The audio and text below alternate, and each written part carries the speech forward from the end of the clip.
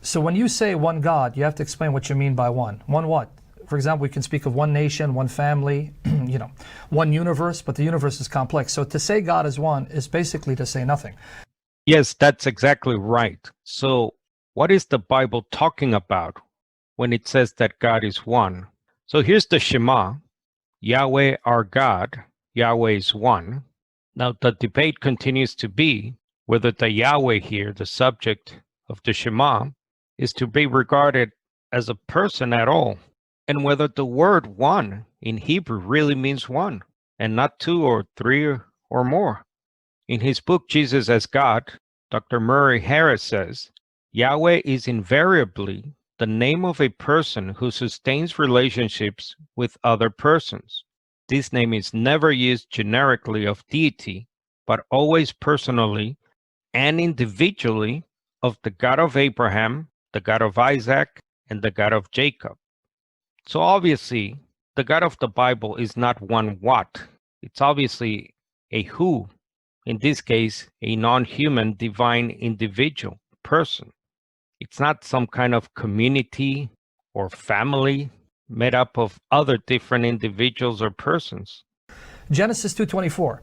It says, "For this reason a man shall leave his father and mother, and cleave to his wife, cling to his wife, and the two shall become basar echad, one flesh."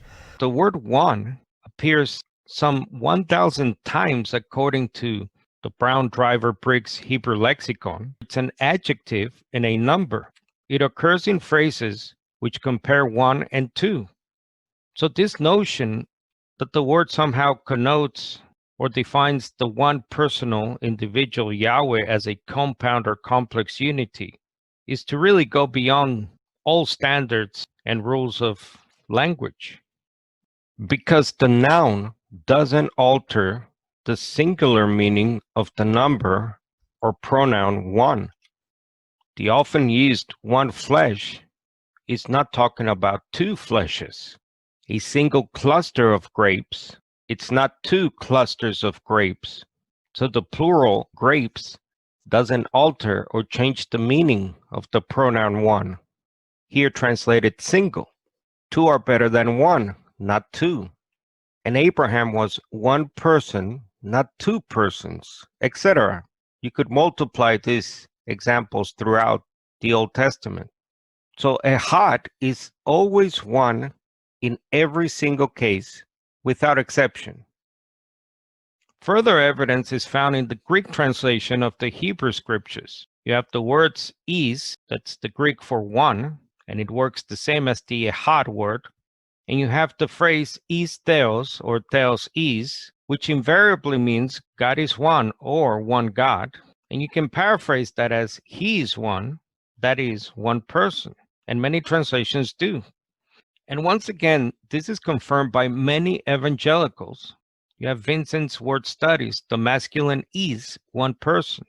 The famous textual critic Bruce Metzger, in the masculine, is means one, numerically one person.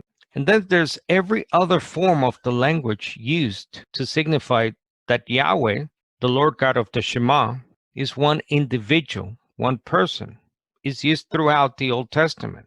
So here's a couple of examples. You, God, even you alone, you have made the heaven, the earth, and all things. Now, O Lord, that's that Yahweh word, our God, I pray, deliver us from his hand, that all the kingdoms of the earth may know that you alone, O Lord, Yahweh, are God, that they may know that you alone, whose name is the Lord, that is the Yahweh of the Shema.